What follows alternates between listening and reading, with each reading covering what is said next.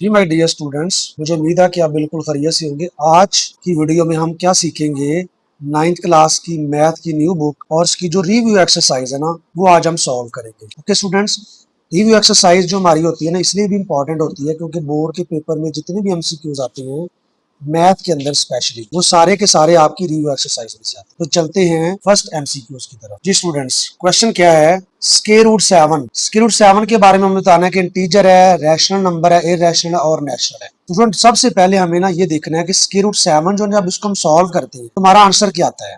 जब इसको हम कैलकुलेटर पे सॉल्व करते हैं तो आंसर आता है 2.645751311064 और आगे भी ये काट ही नहीं हुआ है। और ऐसे नंबर्स जो नॉन टर्मिनेटिंग नॉन रिकरिंग होते हैं, देखो ये नॉन टर्मिनेटिंग है और नॉन रिकरिंग वो होते हैं जो रिपीट नहीं होते, कोई भी सीक्वेंस इसमें रिपीट नहीं हो रहा, तो इस नंबर को हम कहते हैं रैशनल नंबर। ओके, तो जो हमारा फर्स्ट एमसीक्यू है उसका आंसर स्टूडेंट क्या आ गया, rational number. Number 2, pi and E. पाई के बारे में थोड़ा सा बता दूं आपको।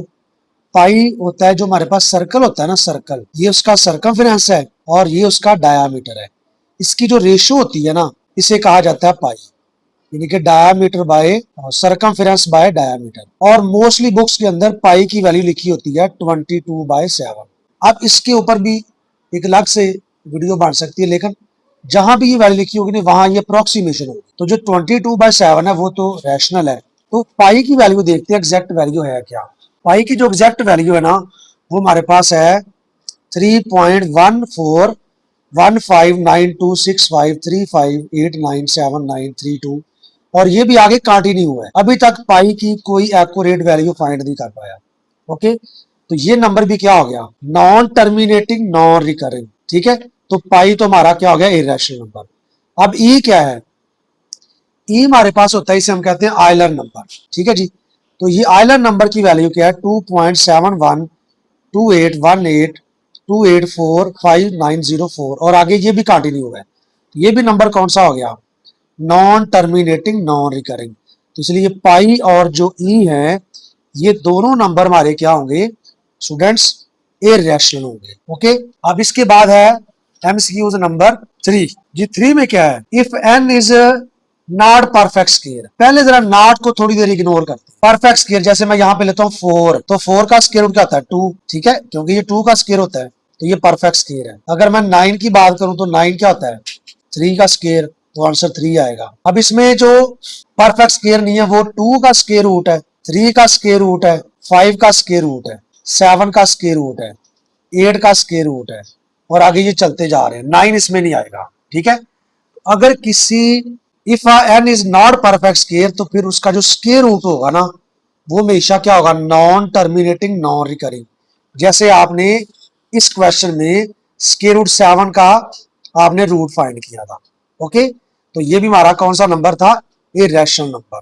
तो ये भी स्टूडेंट हमारा कौन सा नंबर होगा, इरैशनल नंबर। अगर यहाँ पे परफेक्ट आ जाएगा तो फिर इसका आंसर रैशनल नंबर। ओके जी, नंबर 4 पे क्या एमसीक्यूज है, square root 3 plus square root 5।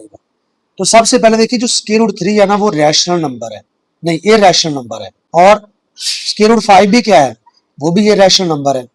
तो जब दो इरैशनल नंबर को आप ऐड करते हैं ना, तो उसका आंसर हमेशा इरैशनल नंबर आएगा। ओके, तो इसका भी आंसर स्टूडेंट क्या आएगा, इरैशनल नंबर, यानी कि डी आंसर आएगा। अब नंबर 5 पे ये हमारे पास ना एक प्रॉपर्टी है। ओके, तो इस प्रॉपर्टी को आप बुक में भी रीड कर सकते हो।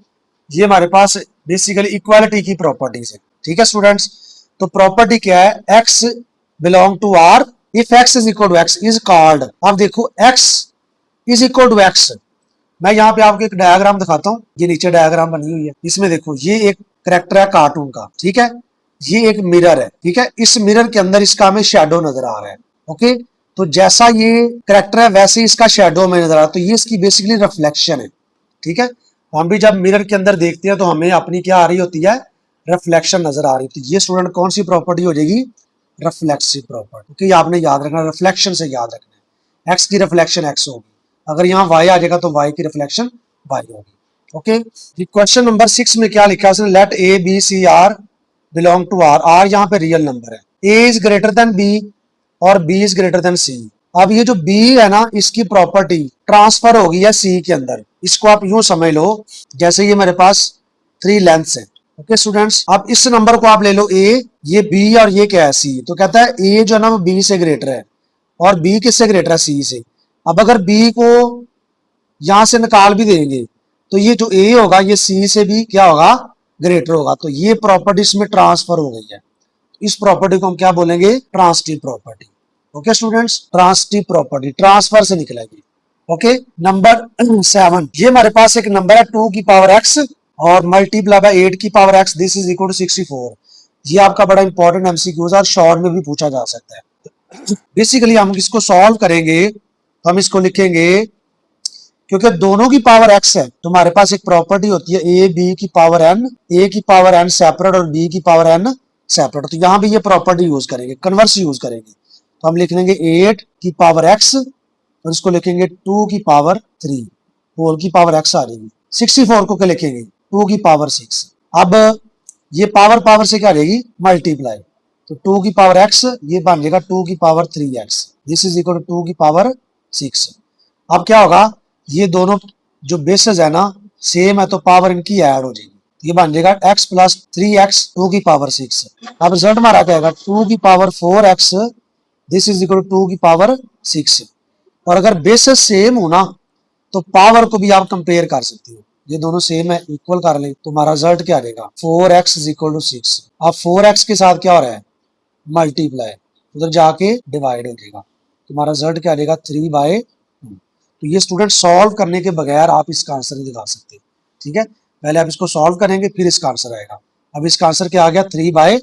तो फर्स्ट वाला ही ऑप्शन आ गया। Number 8, A belong to B then A is equal to B, A is equal to B और B is equal to A is called. अब स्टूडेंट ये एक फिगर मैंने बनाई हुई है, अगर इसके दरमियान में मैं एक लाइन ड्रॉ कर लूं तो देखो ये वाली साइड और ये वाली साइड दोनों इक्वल है, इनमें सिमेट्री। अगर इनको आप चेंज भी करेंगे ना, ऐसे घुमा देंगे तो ये आपको वैसी नजर आएगी। ठीक है, ये जैसे पेपर आपको नजर आ रहा है, ये पेपर देखो इसकी मैंने साइड अगर चेंज की है तो ये वैसे का वैसे नजर आ रहा है। ठीक है, अगर कुछ चीज उसको रोटेट करने से, ए को बी और बी को रोटेट करने से वैसी नजर आए तो इस प्रॉपर्टी को हम कहते हैं सिमेट्रिक प्रॉपर्टी। ओके, ये फिगर आप देखिए, अगर इस साइड को आप इधर ले आएंगे ना, ये आंख बड़ी और एक छोटी है। ठीक है, तो ये प्रॉपर्टी इसमें सिमेट्रिक प्रॉपर्टी नहीं होल्ड करती। तो सिमेट्रिक जो स्टूडेंट होता है ना, दूसरे अल्फाज में उसे हम कहते हैं खूबसूरती। दुनिया के अंदर जितनी भी खूबसूरती है ना वो सिमेट्री के अंदर है। ठीक है, आपकी बॉडी पूरी चेक करनी, उसमें सिमेट्री है। ठीक है, तो जब किसी बॉडी में सिमेट्री आ जाती है ना किसी भी शेप में, तो वो क्या बन जाती है, ब्यूटीफुल। तो सिमेट्रिक प्रॉपर्टी है। नंबर 9 वाले एमसीक्यूज में क्या लिखा है, 75 प्लस 27 स्क्वायर रूट, इसको हमने सॉल्व करना है। ओके, तो सॉल्व कैसे करेंगे, हम इसको लिखेंगे 75 है ना, इसको लिख सकते हैं 5 का स्क्वायर मल्टीप्लाई बाय 3, इसको लिख सकते हैं 3 का स्क्वायर मल्टीप्लाई बाय 3। अब जो स्क्वायर रूट होगा वो स्क्वायर से क्या रहेगा, कैंसिल, तो यह रहेगा 5 स्क्वायर रूट 3 और यह रहेगा 3 स्क्वायर रूट। अब इसको ऐसे ट्रीट करो जैसे ये एक बॉक्स है, आप लेट कर लो ये 5x है और ये 3x है, वाला नंबर जो है ना एक 5x है और एक क्या है 3x है, ये कितने हो जाएंगे 8x। तो यहाँ भी इसको ऐसे लिखो 3 और ये 5 ऐड हो कितने हो जाएंगे 8 स्क्वायर रूट। देखो हमारा आंसर क्या रहेगा 8 स्क्वायर रूट 3, तो डी हमारा आंसर आ। ओके स्टूडेंट्स, ये शॉर्ट में भी आ सकता है आपको। इसके बाद है लास्ट क्वेश्चन में क्या है, स्क्वायर रूट के अंदर 2 टर्में हैं, लेकिन यहाँ पे थोड़ा इशू क्या है, 3 प्लस स्क्वायर रूट 5 ये वैसे बनता है इरेशनल और ये भी इरेशनल नंबर ही बनता है। तो जब इरेशनल को इरेशनल से मल्टीप्लाई करते हैं तो हमारा आंसर हमेशा रैशनल आता है। इसको सॉल्व भी कर लेते हैं, ये एक फार्मूला ए प्लस बी और ए माइनस बी, तो किसके इक्वल होता है, ए स्क्वायर माइनस बी स्क्वायर की। तो क्या रहेगा 3 का स्क्वायर माइनस स्क्वायर रूट 5 का स्क्वायर, तो 3 का स्क्वायर क्या होता है 9, 5 का क्या रहेगा कैंसिल, तो स्टूडेंट आंसर क्या रहेगा 4 आ जाएगा। तो 4 हमारा कौन सा नंबर है, रैशनल नंबर है। ठीक है, जो हमारी टेक्स्ट बुक है ना उसके अंदर थोड़ा सा प्रॉब्लम है। टेक्स्ट बुक के अंदर इसका जो आंसर दिया है ना, अब जो पुरानी बुक थी उसमें उसने रैशनल नंबर दिया हुआ था। ठीक है, नई वाली में चेंज कर दिया उसने। ठीक है, तो मुझे उम्मीद है कि आपको ना एमसीक्यूज की समझ आ गई होगी और इससे रेलेवेंट एमसीक्यूज भी बनाए जा सकते हैं। वो किसी दिन अगर टाइम मिला तो उसके ऊपर वीडियो बनाएंगे। मुझे उम्मीद है कि आपको ना इसकी समझ आ गई होगी। अगर आपको किसी प्रॉपर्टी में इशू आ रहा है, किसी एमसीक्यूज में इशू आ रहा है, कमेंट बॉक्स में लिखिए, मैं उसको दोबारा एक्सप्लेन कर दूँ। इसलिए वीडियो को आपने लाइक करना है, शेयर करना और चैनल को क्या करना है, सब्सक्राइब करना है।